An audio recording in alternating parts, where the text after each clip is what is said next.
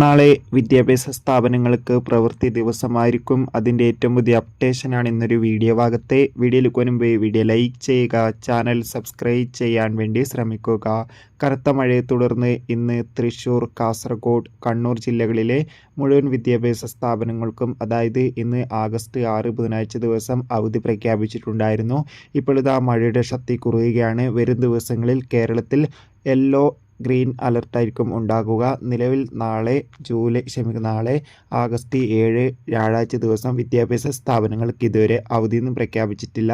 നാളെ എല്ലാ വിദ്യാഭ്യാസ സ്ഥാപനങ്ങൾക്കും പ്രവൃത്തി ദിവസമായിരിക്കും. ഇനി മഴ കാരണം അവധി വല്ലതും പ്രഖ്യാപിച്ചാൽ ആ ഒരു അപ്ഡേഷൻ നമ്മുടെ ചാനൽ ഭാഗത്തിലൂടെ നിങ്ങളിലേക്ക് എത്തിക്കുന്നതായിരിക്കും. ആ ഒരു വീഡിയോ നിങ്ങളിലേക്ക് പെട്ടെന്ന് കിട്ടാൻ വേണ്ടി ചാനൽ ഇപ്പോൾ തന്നെ സബ്സ്ക്രൈബ് ചെയ്യുക.